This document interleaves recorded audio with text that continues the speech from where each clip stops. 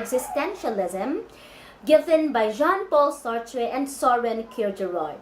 And the defining feature of existentialism is existence precedes essence. So when we speak of existence, we mean presence. You are alive.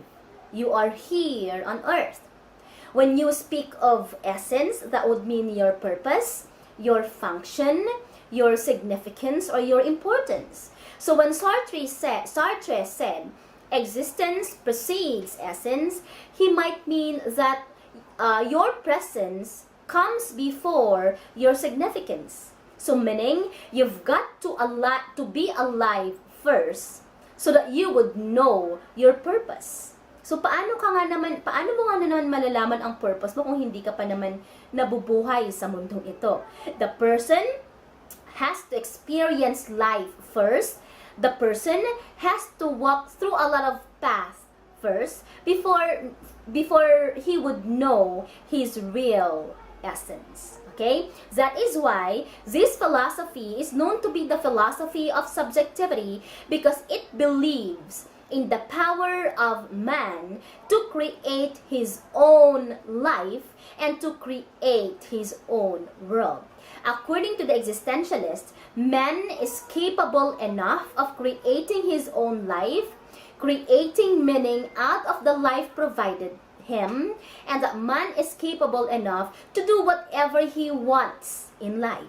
Alright? Kaya nga sinasabi na kapag nagtagumpay ka, then you congratulate yourself. But if you fail, then do not blame other people of your failure. You have to blame no one except yourself, because you make your life, you make your own choices, and that you live your own life. No one is in control of your life except yourself. That is why the existentialists claim that people are free to choose what to make of their lives. People are free to choose. They have their own rationality. They are the highest forms of animals. And so they are free to choose what they would want to do with their lives, and that their individual passions are what drives them. Meaning, the life a person creates depends on the passions that drives him. Depends on the goals that drive him. Alright? So, the main concern of the existentialist is to help students understand and appreciate themselves as unique individuals. The role of the teacher is to guide students, to help students understand themselves, and as well as their potentials, their skills. And the teachers have to help these students appreciate themselves as unique individuals, that they might not be the same as other people, because these individuals are born uniquely, born differently from the rest of the world.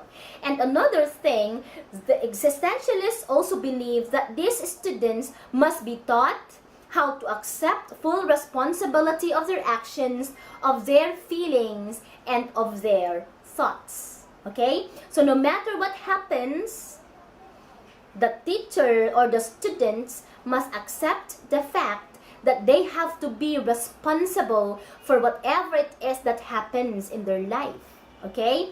So what is then the role of the existentialist teacher? The existentialist teachers then should help students define their own essence. The teacher should guide the students to look or to find for their own essence, their own purpose, depending on their own potential. So how would a teacher do it? First, by exposing students to various paths they take in life. So you present them the life alternatives. You present them the life's choices. And from those choices, you let them choose. The teacher is not the one to choose for them. The students would choose for themselves. And aside from that, the teacher should also create an environment in which the students are free to choose anything according to their own preferred way. So the role of the teacher is just to set everything, to guide the students, to help them find their real purpose, their potential, their skill. And according to the existentialists, since feeling is not divorced from reason, so meaning your feeling is connected to your reason or your mind is intertwined with your heart, hindi daw pwedeng hiwalay ang dalawang ito. Your head and your heart should work hand in hand. Yun ang paniniwala ng mga existentialists. So because these two things, your head or your heart, are inseparable, then the existentialist should make sure that he develop the whole personality of the person. There should be a holistic growth for the person and not just, developing the mind. The existentialists do not believe creating intellectual monsters. Sabi nila, hindi mo lang daw dapat binibigyan ng pieces of information yung mga bata. Hindi mo lang daw dapat sila ginagawang matalino. You are not supposed to be creating intellectual monsters according to the existentialists. Your job as a teacher is to develop the heart, to develop the mind, and make sure that their growth and development is holistic. Okay? So what is to be taught in an existentialist classroom? Una, students are given a wide variety of options from which to choose from. So the teacher only has to offer choices to the students, and that humanities subjects are given because according to the existentialists, this subject would help students unleash their potential and discover their own creativity and self-expression. So here, the teacher helps students define their essence. Okay, it is not the teacher that defines the essence of the students. The teacher just helps the students define their own essence. You help the students find their own purpose, their own potential, and you help them unleash this potential. That is why it is very essential that you develop them holistically so that they would become good decision makers. Because kapag ang isang tao daw nag-decide gamit ang both utak tsaka puso, then ang decision talaga niya would be the best decision that he could ever come up with. That is why, because in the existentialist classroom, the learner is the center, then the interests and the needs of the students must also be prioritized, and that the students are the students are the center of everything, the center of the teaching and learning process, not the curriculum. So meaning, kapag ayaw ng mga estudyante itong bagay na ito, di ba, mong ituro kung hindi sila handa, wag mo muna silang turuan.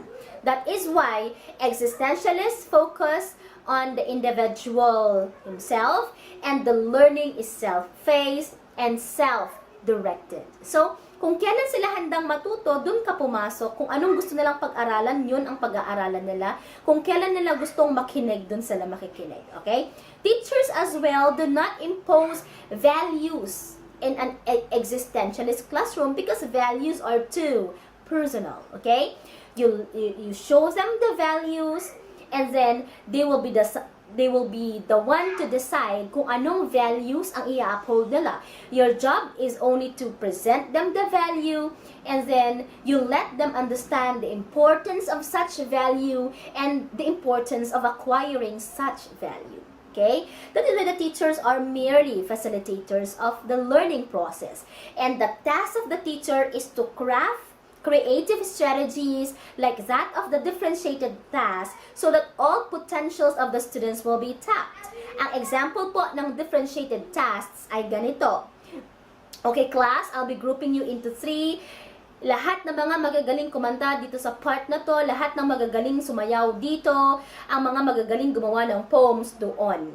Okay? Differentiated tasks. Your task would be based on their skills and would be based on their own interests. Okay? So, yun yung ganun kaganda ang existentialist classroom.